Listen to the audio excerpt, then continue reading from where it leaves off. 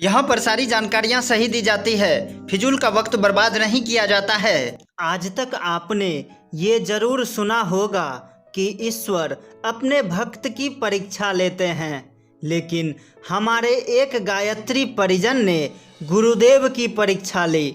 उन्होंने दीक्षा लेने से पहले यह परखा कि हमारे पूज्य गुरुदेव कितने शक्तिशाली हैं, क्या वो हमारे गुरुदेव बनने के लायक हैं या नहीं, क्या गुरुदेव जो बोलते हैं वह सत्य है या नहीं। आज मैं आपको बताऊंगा कि कैसे भारती श्रीवास्तव जी ने गुरुदेव की परीक्षा ली। सारी बातें बारीकी से जानने के लिए वीडियो को अंत तक जरूर देखिएगा। सामने दिख रहे लाल बटन को दबाकर चैनल को सब्सक्राइब करके बेल आइकन जरूर दबाएं। हमारे परम पूज्य गुरुदेव स्वयं महाकाल के अवतार हैं। इस बात से हर गायत्री परिजन परिचित है। समय समय पर हमारे पूज्य गुरुदेव ने हमें संकट से निकाला है, लेकिन हमारी भारती श्रीवास्तव जी को गुरुदेव की बातों पर यकीन तो था, लेकिन भरोसा नहीं था।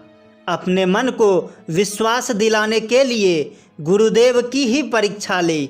तो चलिए शुरू करते हैं। भारती जी ने पूज्य गुरुदेव के पास क्या शर्त रखी।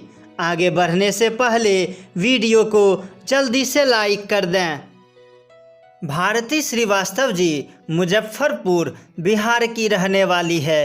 हम लोगों को गुरुदेव के दर्शन नहीं होते, लेकिन इन्होंने तो गुरुदेव को ही परखना शुरू कर दिया। ये कहानी 1979 के आसपास की है। भारती जी अपनी बातों को आगे बढ़ाते हुए कहती है कि मैं गायत्री परिवार से सन 1978-79 में जुड़ गई थी। मैं अपने शहर मुजफ्फरपुर गायत्री शक्तिपीठ अखाड़ा घाट के बगल में ही रहती हूँ। हमने अपने पूज्य गुरुदेव व माता जी की कृपा से 21 दिनों का जल उपवास किया और फिर शक्तिपीठ में प्राण प्रतिष्ठा कराई। मैं वहाँ ट्रस्ट बोर्ड में कार्यरत हूँ। सन 1979 में हम शांति कुंज 3 माह के शिविर में आए थे। हमारे साथ हमारी प्यारी बहन गायत्री जी भी थी। हम दोनों एक दिन गंगा स्नान करने के लिए गए थे। जिस दिन मैं गंगा जी नहाने गई थी, उससे एक दिन पूर्व की बात है। पूज्य गुरुदेव का प्रवचन सुनना मुझे बेहद पसंद है। उन्होंने अपने प्रवचन में कहा था कि कोई 2 पैसे का मिट्टी का घड़ा खरीदता है तो उसे अच्छी तरह देखभाल कर ठोक बजाकर खरीदता है। वह देखता है यह घड़ा फूटा हुआ तो नहीं है, परखने के बाद घड़ा खरीदते हैं। तुम सब लोग यहाँ गुरु बनाने आए हो तो देखभाल तो जरूर कर ही लेना। घड़े के तरह ठोक बजा के देख लेना, परख लेना कि तुम्हारे होने वाले गुरु तुम्हारे गुरुदेव बनने के लायक हैं भी या नहीं। मैं घाट पर गई। माँ गंगा का दृश्य देखने लायक था। चारों ओर मीठी मीठी हवाएं चल रही थी। सभी गंगा स्नान में व्यस्त थे। मैंने दिल से माँ गंगा की प्रार्थना की। उसके बाद देखा कि काफ़ी दूर 3 धारा पार करके 3-4 गायें वहाँ चर रही थी। उनमें से एक काली गाय थी। मुझे बहुत अच्छी लग रही थी। मेरे मन में ख्याल आया गुरुदेव को परखा जाए, उनकी भी परीक्षा ली जाए, देखा जाए कि उनमें कितनी शक्ति है। हमने उस काली गाय को प्रणाम किया और मन में सोचा कि अगर हमारे गुरुदेव नंबर 1 हैं, उनमें शक्ति है, तो यह काली गाय मेरे पास आ जाए और हम उसे प्रणाम करें। सभी लोग नहाने में व्यस्त थे, लेकिन मेरे मन में बस यही सवाल चल रहा था कि काली गाय मेरे पास आती है या नहीं।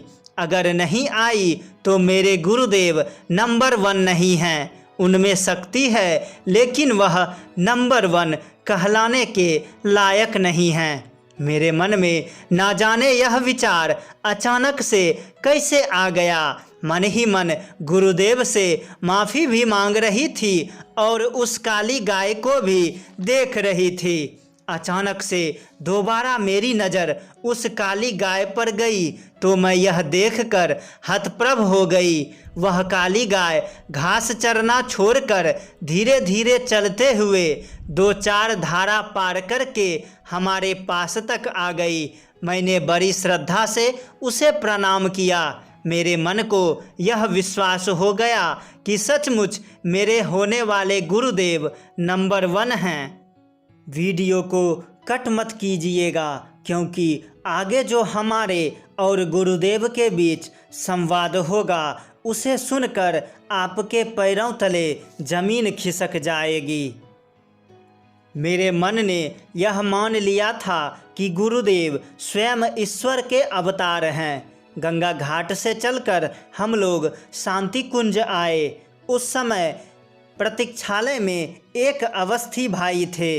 उन्होंने कहा कि भारती बहन आपको माताजी बुला रही है। हम डर गए कि कहीं हमें वहां से आने में देर हो जाने के कारण तो माताजी नहीं बुला रही है। मैं जल्दी से माताजी के पास गई। माताजी ने कहा कि बेटा तुमको पिताजी बुला रहे हैं, चली जाओ उनके पास। मैं बहुत खुश हुई कि मुझे उस गुरु सत्ता का साक्षात दर्शन होगा जो मेरी मन के बातों को समझते हैं। मेरी खुशी का ठिकाना नहीं रहा और मैं दौड़ी दौड़ी गुरुदेव के पास गई। गुरुदेव बोले, आ गई गंगा स्नान करके? मैंने कहा, जी पिताजी। गुरुदेव टहल रहे थे। पुनः गुरुदेव बोले, बता मैं 1 नंबर हूँ या नहीं? तूने गौ माता को भी अपने पास बुला लिया। मैं घबरा गई कि अरे इनको कैसे पता चल गया। हमने कहा, प्रभु आप साक्षात भगवान हैं। गुरुदेव मुस्कुराकर बोले, तेरा तो 40 दिन का अनुष्ठान गया।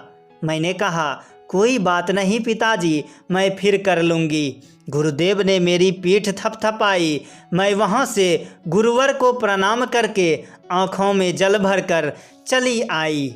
यह मेरी बाल बुद्धि ही थी जिसके कारण गुरुवर पर विश्वास डिगा बैठी, पर वास्तव में गुरुदेव साक्षात महाकाल के अवतार हैं। फिर कभी बुद्धि में ऐसा विकार पैदा ना हो, उनसे यही प्रार्थना करती हूँ।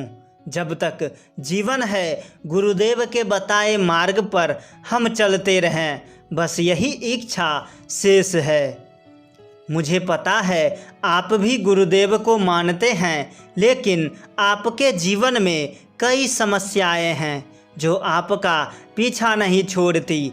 आप गायत्री साधना करें, 15 दिनों में आपको परिवर्तन दिखने लगेगा। धीरे धीरे आपके जीवन की सारी समस्याएं समाप्त हो जाएंगी।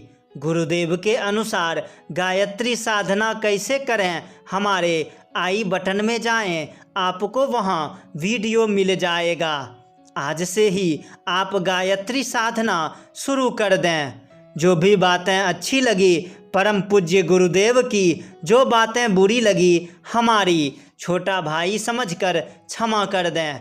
वीडियो को कम से कम 5 गायत्री परिजनों को शेयर जरूर करें ताकि गुरुदेव के विचार, उनके संस्मरण घर घर पहुँचे। अपना सलाह व मार्गदर्शन अपने युवा परिवार को जरूर दें। आपका युवा परिवार आपके हर सलाह का स्वागत करती है। वीडियो देखने वाले हर भाइयों बहनों वो गायत्री परिजनों के चरणों में सादर प्रणाम।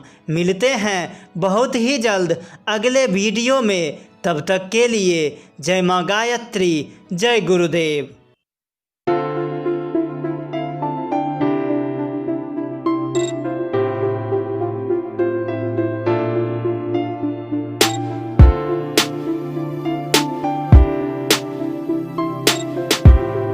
बड़े चैनलों को सब सपोर्ट करते हैं, क्या आप अपने इस छोटे से युवा परिवार को सपोर्ट नहीं करोगे? सामने दिख रहे लाल बटन को दबाकर चैनल को सब्सक्राइब करके बेल आइकन ज़रूर दबाएं और स्क्रीन पर दिख रहे नेक्स्ट वीडियो को ज़रूर देखें।